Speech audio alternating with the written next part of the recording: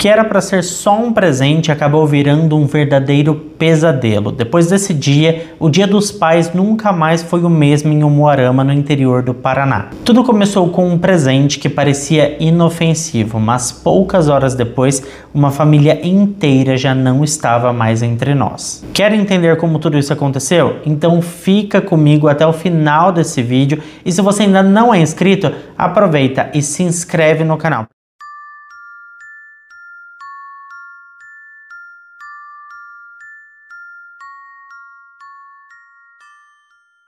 Então tá, vamos lá. Antes de qualquer tragédia, havia uma família. Uma casa confortável, pais orgulhosos, duas filhas criadas com amor e zelo e uma rotina tranquila em uma cidade do interior do Paraná chamada Umuarama. Jaqueline Soares era a filha mais nova do Antônio e da Helena. Aos 39 anos, ela carregava no olhar uma certa melancolia que só quem passou por batalhas internas conhece. Ela era formada em Direito, era uma mulher reservada, afetuosa com os pais e especialmente próxima da irmã mais velha, que se chamava Eveline e que seguiu a carreira na magistratura e se tornou juíza. Enquanto a Eveline já havia construído a sua vida fora de casa, a Jaqueline ainda vivia com os pais, enfrentando de tempos em tempos crises emocionais que exigiam atenção, cuidado e uma rede de apoio constante. O Antônio, o pai, era um homem admirado na cidade.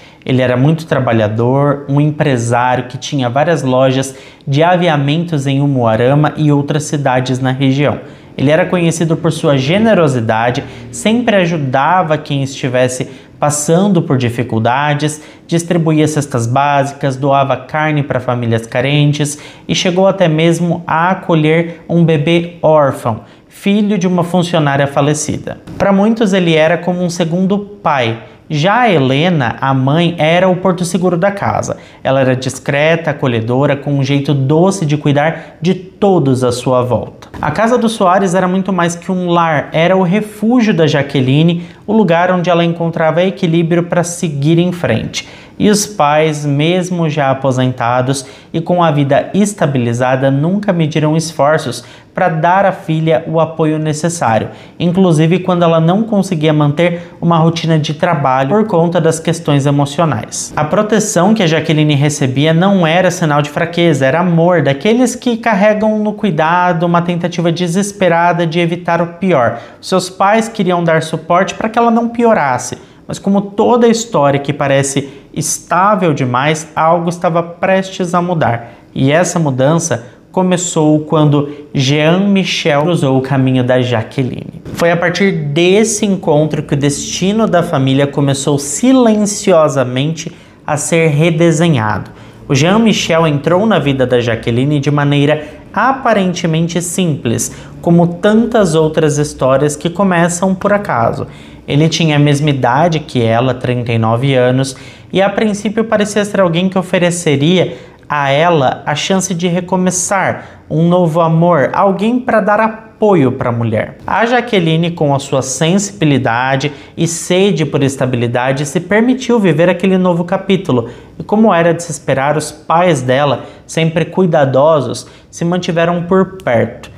Mas logo no começo, pequenas coisas começaram a chamar a atenção da família. O Jean não era exatamente bem visto por todos. Algumas pessoas que o conheciam comentavam que ele tinha um temperamento difícil, que era impaciente e muito possessivo. A Eveline, a irmã da Jaqueline, conta que desde os primeiros encontros já havia sinais de que algo não ia bem e não demorou muito para os momentos de afeto darem lugar às discussões. O Jean demonstrava um ciúme crescente e a princípio isso se manifestava de forma sutil. Perguntas insistentes sobre onde Jaqueline estava, comentários sobre as roupas que ela usava, incômodo com encontros profissionais ou reuniões da ordem dos advogados. Era aquele script que todo alecrim dourado ciumento faz, vocês sabem como é, né? Aos poucos, esse comportamento passou a interferir diretamente na rotina dela, limitando as suas amizades, seus compromissos e até a liberdade de sair de casa. Apesar disso, a Jaqueline continuava com ele. É difícil julgar alguém que vive esse tipo de situação, ainda mais quando existe um histórico de fragilidade emocional, como era o caso dela. Para quem vê de fora, pode parecer simples terminar um relacionamento, colocar um fim em algo que não te faz bem, mas para quem está dentro, especialmente quando existe manipulação emocional envolvida e uma pessoa fragilizada, as coisas se tornam muito mais complexas. O relacionamento dos dois foi se intensificando mesmo com os conflitos, porque a Jaqueline ela estava dependente daquela relação. E quando os dois anunciaram que iam se casar, não foi uma surpresa, embora o clima já não fosse dos melhores, não era de comemoração, era quase que de enterro. Inclusive, relatos indicam que o casamento quase foi cancelado por conta de uma crise de ciúmes dele pouco antes da cerimônia. Ainda assim, eles seguiram em frente, mas o que poderia ter sido um novo começo se transformou rapidamente em um fardo pesado para toda a família.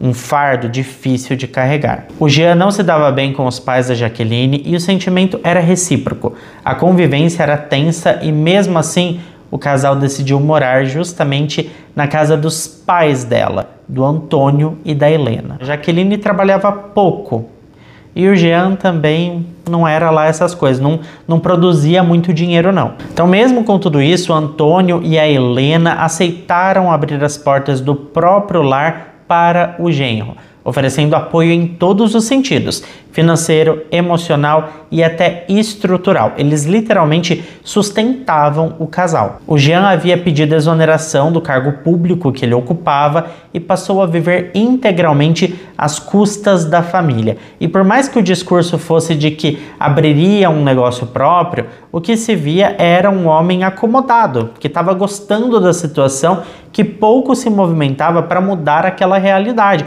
Era muito fácil ficar ali simplesmente assistindo TV o dia todo e as contas todas pagas. E muito por conta disso, as discussões dentro da casa se tornavam cada vez mais frequentes. E o que antes era só um desconforto passou a ser medo. A Helena, mãe da Jaqueline, chegou a confidencializar para sua outra filha que a situação dentro de casa estava fora de controle. Ela disse que tinha medo de que algo ruim acontecesse. Uma vez, durante uma briga, o Jean chegou a chutar a porta e quebrá-la. Em uma outra ocasião, o clima estava tão pesado que o Antônio mandou a esposa e a filha para um hotel enquanto trocava as fechaduras da casa, tentando restaurar a paz e colocar o genro para fora. O pai da Jaqueline, já com mais de 60 anos, se via no centro de um problema que parecia não ter solução.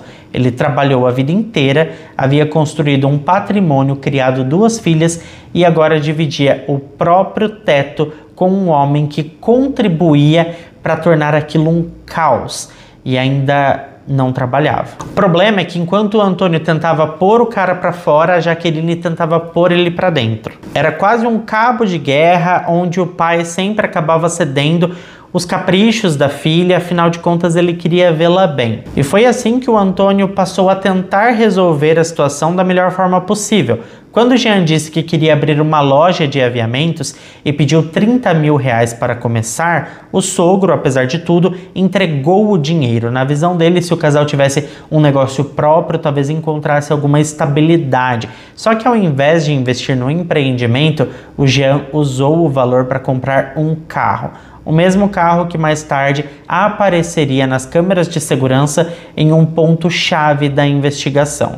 A relação entre os dois homens se deteriorou ainda mais a partir disso e com o tempo o clima dentro da casa ficou totalmente insustentável. O Jean acabou se mudando para a casa da própria mãe enquanto a Jaqueline permaneceu com os pais. Mas o que ninguém imaginava era que essa separação temporária seria o prelúdio de um dos crimes mais chocantes já registrados no interior do Paraná. O dia 8 de agosto de 2021 começou como um domingo qualquer em Umuarama. Era dia dos pais, nas redes sociais todo mundo postando mensagens de carinho, almoços em família, mas para a família Soares aquele dia acabaria se tornando um marco trágico, impossível de esquecer. Mesmo morando separado da Jaqueline naquele momento, o Jean Michel apareceu na casa da família com um presente nas mãos. Um gesto que à primeira vista poderia parecer um sinal de reaproximação ou respeito pelo sogro, ou até mesmo gratidão. Ele entregou o presente para o Antônio, permaneceu por cerca de 1 hora na casa e depois disso foi embora. Pelo menos foi o que ele disse. No dia seguinte, ainda bem cedo, uma funcionária da casa chegou como de costume. Ela não esperava que a cena que encontraria mudaria completamente o rumo da história. Na sala de jantar estavam os corpos do Antônio e da Helena. O susto, o desespero, o choque, tudo aconteceu de uma vez só. E foi ela quem acionou as autoridades. Quando a polícia chegou, a dimensão do que havia acontecido ficou ainda mais clara. No segundo andar da casa, dentro da banheira, estava a Jaqueline. A cena era ainda mais perturbadora, porque ela tinha múltiplas lesões que pareciam ter sido feitas com um objeto cortante e tudo indicava de que ela seria o alvo de uma violência muito maior, provavelmente envolvendo sentimentos. A diferença no número de ferimentos entre ela e os seus pais, aliada à localização do corpo, chamou a atenção dos peritos. A investigação começou imediatamente e, embora o primeiro impulso fosse tentar entender se o crime poderia ter sido cometido por alguém de fora, um invasor talvez, rapidamente essa hipótese perdeu força. Não havia sinais de arrombamento, nenhuma janela quebrada, nenhuma porta forçada. A casa estava intacta, um brinco, exceto pelos corpos. Isso levou a polícia a considerar uma linha de investigação mais provável. O responsável era alguém de dentro, alguém de confiança, alguém conhecido, alguém que não precisaria forçar a entrada porque simplesmente seria convidado para entrar. Quando os investigadores foram até a loja do Jean, localizada na cidade, eles encontraram ele atendendo normalmente um cliente, como se nada tivesse acontecido. Questionado sobre o que havia ocorrido, o Jean respondeu com bastante indiferença. Ele disse que tinha visto a notícia pela televisão, mas não demonstrava qualquer emoção, nenhuma lágrima, nenhuma expressão de choque, apenas frieza e uma espécie de desinteresse, digamos assim. E isso não passou despercebido, tá? Ele foi levado para prestar depoimento e foi ali, sentado diante dos policiais, que ele começou a mostrar inconsistências na sua versão dos fatos. Disse que havia saído da casa da família no início da tarde do dia anterior, passado um tempo rodando pela cidade e depois ido para a casa da sua mãe. Ele alegou que a própria mãe poderia confirmar essa parte do seu percurso e do seu depoimento, mas os investigadores ficaram muito atentos e notaram algo curioso. Naquele horário em que ele dizia já estar em casa, a mãe dele havia mandado mensagens perguntando quando ele chegaria. Ou seja, o cara já estava se enrolando aí, porque os fatos passados por ele para a polícia eram contraditórios. Além disso, a perícia começou a cruzar os dados dos aparelhos celulares da família e encontrou mais uma peça muito importante: um aplicativo de rastreamento no celular da Jaqueline. Com esse aplicativo era possível saber a localização exata do telefone do Jean. Esses aplicativos normalmente são utilizados para caso um aparelho seja roubado. Eu mesmo tenho no meu celular, no da minha mãe, no das minhas irmãs.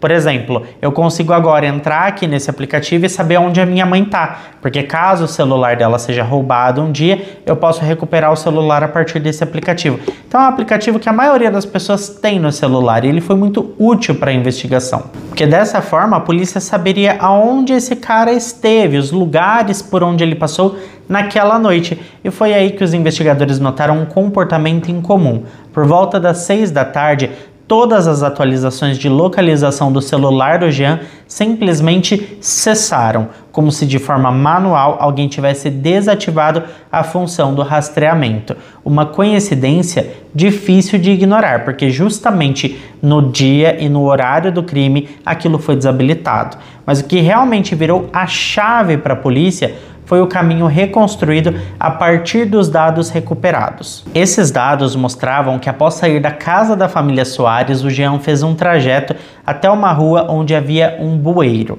As câmeras de segurança da região flagraram um carro com a mesma placa e as mesmas características do veículo dele estacionando. Um homem desceu do carro, se aproximou do bueiro e jogou algo dentro. Minutos depois, ele voltou para o carro e seguiu viagem. Os investigadores foram até o local. Quando abriram o bueiro, encontraram 2 celulares. o do Antônio e o da Helena. O da Jaqueline não estava lá, mas só essa descoberta já era o suficiente para levantar ainda mais suspeitas. Afinal, por que alguém se livraria dos celulares de duas vítimas logo após o crime? E por que o celular da Jaqueline era o único que ainda tinha ficado na casa? Para os investigadores, o cenário começava a se montar com bastante clareza, e mesmo diante de tudo isso, o Jean mantinha o mesmo comportamento frio. Ele negava qualquer envolvimento, dizia que aquilo era uma coincidência, que não reconhecia o homem no vídeo, que não havia apagado a localização do seu celular, desativado o aplicativo que era utilizado para rastrear o celular e estava no celular da Jaqueline. Ele negava tudo, mas cada nova evidência parecia apontar na direção contrária.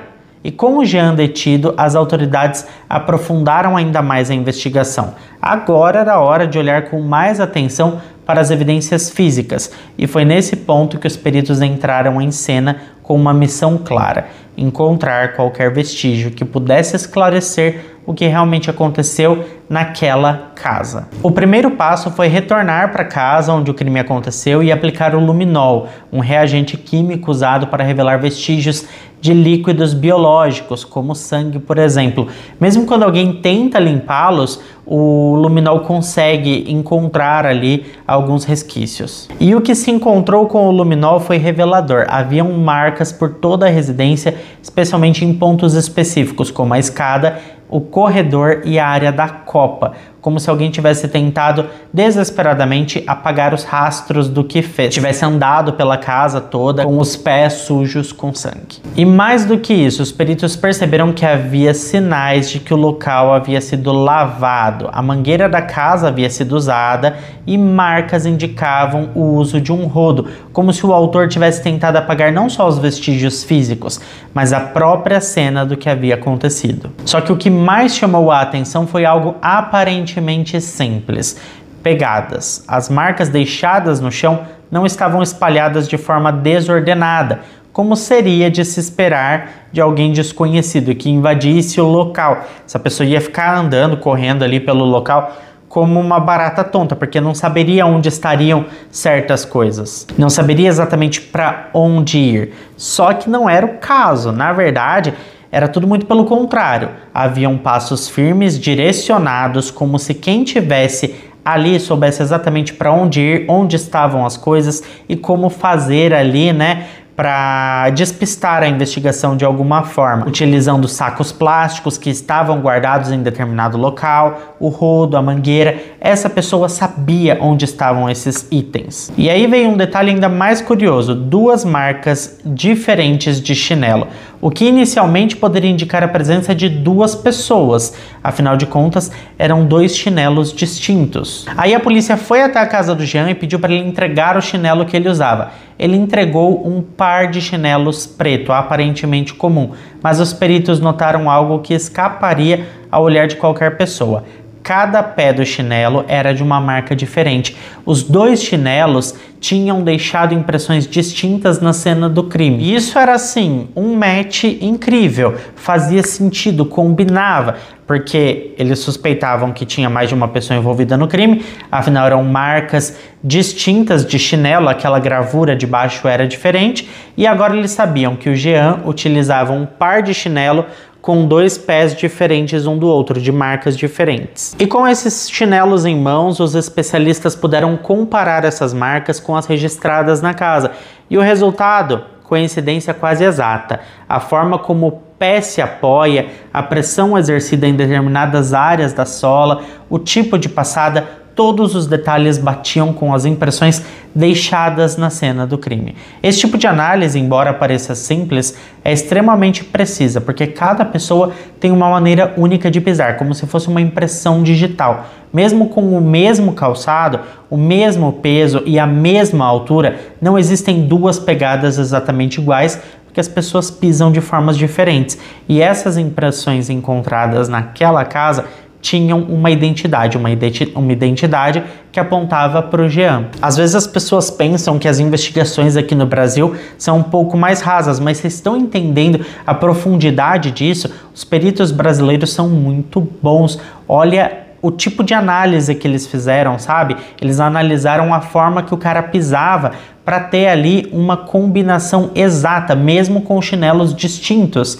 Isso é brilhante. E tinha mais, viu? Durante uma busca na casa onde ele estava morando com a mãe, os investigadores encontraram uma camiseta com possíveis vestígios de sangue. A peça foi encaminhada para a perícia e mesmo que a quantidade de material não fosse suficiente para identificar a origem exata, a suspeita já era forte o bastante para manter o foco sobre ele. A essa altura, o cara já tinha contratado uns advogados e a defesa dele começou a se movimentar. Eles contrataram uma equipe de peso, tá? Foram advogados renomados, conhecidos nacionalmente por suas atuações em casos complexos. Não sei de onde veio o dinheiro, porque a gente sabe que ele não tinha tanta grana assim, inclusive tinha aberto uma loja de aviamentos há pouco tempo, também não se sabe como, afinal de contas, o dinheiro que o sogro tinha dado para isso ele usou para comprar um carro, mas ele contratou advogados brilhantes que trabalhariam muito para deixar esse cara fora da cadeia. A partir daquele momento, cada passo da investigação começou a ser questionado e descredibilizado. Primeiro eles disseram que o chinelo não era dele, que na verdade o Jean calçava um número 42 e o chinelo era tamanho 38. Eles fizeram ele calçar diante do júri e de fato o chinelo parecia menor que o pé dele, um argumento que levantou dúvidas. Seria possível ele ter usado um calçado menor mesmo assim? Ou alguém teria plantado aquela prova? Porque sinceramente as marcas batiam.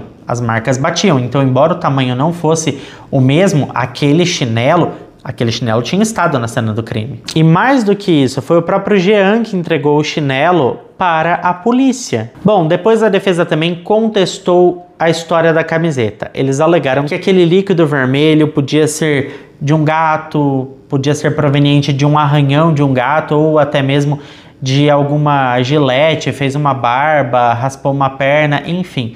Eles tentaram descredibilizar isso. Eles também tentaram desacreditar toda a história do caminho do bueiro. A defesa afirmou que os dados do celular do Jean nunca haviam sido extraídos pela polícia, que o rastreamento usado na investigação, segundo eles, só existia porque o próprio Jean teria contado que havia passado por aquele local. E que, portanto, a polícia estaria inventando um caminho investigativo que não existiu de fato. A tensão entre a acusação e a defesa estava crescendo muito. A cada prova apresentada, uma nova versão surgia. E o caso, que já era complexo, passou a se tornar um verdadeiro quebra-cabeça jurídico, porque a defesa estava nervosa, eram bons advogados e eles iriam dar um jeito de livrar o Jean dessa história. O problema da defesa é que para o público, para os moradores da cidade e principalmente para Eveline, a irmã da vítima, a única sobrevivente da família, o que mais pesava não eram os laudos nem as versões, era a frieza, o comportamento do Jean desde o início. Até o júri estava atento a isso, ele não demonstrava remorso, ele não demonstrava empatia nenhuma. E o pior, o que mais pegou foi a pressa dele em reivindicar a herança da esposa poucas semanas após o crime. A tentativa de parecer alheio ao que havia acontecido com a família, que até pouco tempo atrás o acolhia debaixo do mesmo teto, só tornava ele mais suspeito. Até aquele momento ele ainda era casado com a Jaqueline. Então assim, ele descobriu que a sua esposa tinha sido morta daquela forma, não demonstrou empatia nenhuma e estava ali tentando conseguir a antecipação da sua herança. Se isso não é suspeito, eu não sei o que é. Com o inquérito concluído, o caso seguiu para julgamento. Era só o começo de mais uma longa batalha agora nos tribunais. O julgamento do Jean Michael foi um dos momentos mais esperados pela cidade de Umuarama. Havia um sentido coletivo de indignação, tristeza e, acima de tudo, expectativa por justiça. Todos queriam entender como aquele homem que durante tanto tempo conviveu com a família Soares poderia ter se tornado o principal suspeito por uma tragédia tão profunda que eliminou quase todos os integrantes daquela família. O tribunal ficou lotado, desde cedo pessoas aguardavam do lado de fora, a imprensa não pôde gravar as sessões, mas repórteres faziam um revezamento para entrar, anotar e repassar cada detalhe do que acontecia lá dentro. A Eveline, a filha mais velha, agora sem pais e sem irmã, foi uma das primeiras a depor. Com firmeza, ela contou tudo o que sabia, desde os primeiros sinais de instabilidade no relacionamento da irmã até os episódios de medo dentro da própria casa. O seu depoimento durou mais de 5 horas e em cada resposta ficava mais evidente o cuidado da família com a Jaqueline e também a escalada de tensão que culminou no pior. A defesa, por outro lado, tentou desconstruir o tempo todo a credibilidade das testemunhas. A linha adotada era clara: o Jean estava sendo vítima de um julgamento injusto, apontado como culpado por uma narrativa construída às pressas com base em aparências e não em provas concretas. Um dos argumentos mais repetidos era que o sogro Antônio não aceitava o Jean por conta da sua condição financeira, que ele era tratado como alguém inferior por não ter a mesma formação ou status da família Soares. Só que esse discurso logo começou a ruir quando lembraram que foi o próprio Antônio quem acolheu o genro dentro de casa, quem sustentou o casal, quem emprestou 30 mil para que ele pudesse abrir o negócio. Era difícil sustentar a tese de rejeição quando as atitudes diziam exatamente o contrário. O Jean tinha sido acolhido para aquela família. A defesa também insistiu na inconsistência das provas. Alegaram que a perícia havia cometido falhas técnicas, como a coleta de material insuficiente no carro do Jean e o uso do chinelo menor do que o tamanho do pé dele e o suposto erro na análise das imagens de segurança. Um dos momentos mais marcantes, com certeza, foi quando o Jean calçou diante do júri o chinelo que foi encontrado na sua casa. O calçado parecia visivelmente pequeno, a defesa aproveitou isso para sugerir que aquela prova teria sido plantada, mas os promotores rebateram, afinal foi ele que entregou aquele par de chinelos para a polícia. Ninguém invadiu a casa dele para procurar um chinelo para recolher provas.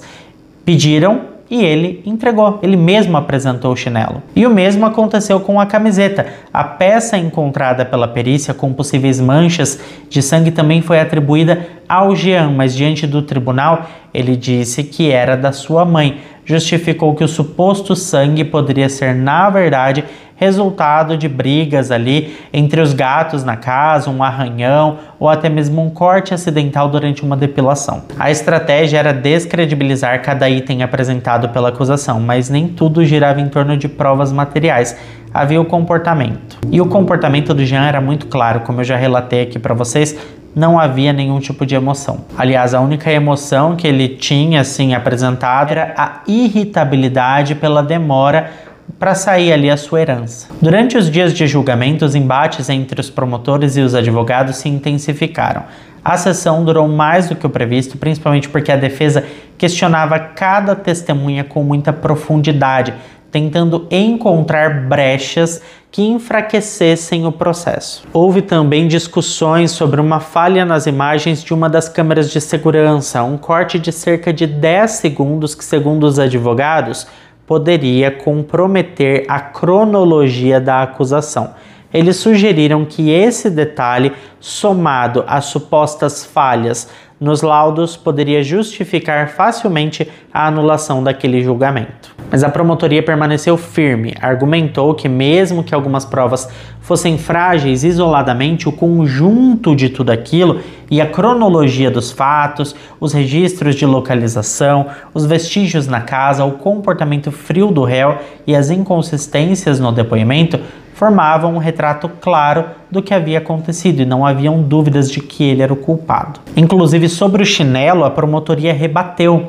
Eles disseram que aquele chinelo poderia facilmente ser da mãe do acusado e o acusado estava utilizando esse chinelo na tentativa de talvez despistar a investigação. O que é mais bizarro é que ele entregou esse chinelo para a polícia. Bom, diante do júri, ele manteve a postura que carregava desde o início do processo. Calmo, controlado, distante, com um olhar frio. Ele repetiu que era inocente, disse que amava a Jaqueline, mas não parecia, na verdade não parecia. Por mais que ele dissesse que amava ela, que jamais faria algo contra ela, as suas palavras soaram mecânicas e para muitos vazias. Os debates finais entre a defesa e a acusação foram bem acalorados. Em um dado momento, o promotor fez uma colocação que a defesa alegou ser indevida. Um comentário que, segundo eles, poderia até justificar a anulação do julgamento, mas o juiz manteve o andamento do processo e o júri seguiu para a deliberação. Depois de vários dias intensos, a decisão finalmente veio num domingo. O júri considerou Jean Michel culpado pelas mortes do Antônio, da Helena e da Jaqueline. Como as vítimas eram pessoas próximas, de idade avançada ou do gênero feminino, as qualificadoras elevaram a pena de forma significante. O Jean foi condenado a 86 anos e 8 meses de prisão, além de ter que pagar uma indenização de 150 mil por cada vítima, totalizando 450 mil reais. Ainda houve aplicação de multa adicional e outras penalidades relacionadas ao crime. Do lado de fora do tribunal, um sentimento de alívio misturado à dor. A justiça havia sido feita, mas nada devolveria o que havia sido tirado. No fim, 3 vidas foram interrompidas de forma irreversível: Jaqueline, Antônio e Helena.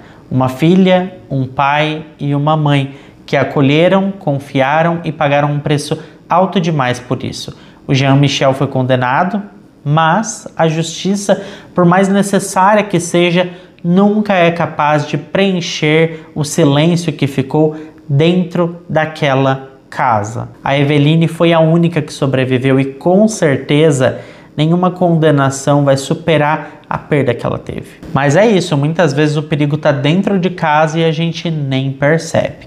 Bom, esse foi o caso de hoje. É claro que eu quero saber o que vocês acham sobre tudo isso, sobre essa história. Então deixa pra mim aqui embaixo nos comentários a sua opinião sobre tudo isso. Muito obrigado a quem ficou até aqui comigo. Se ficou até aqui, não esquece de deixar o seu like, que ajuda muito na divulgação do canal. Eu fico por aqui, beijo grande pra todos vocês e até o próximo vídeo.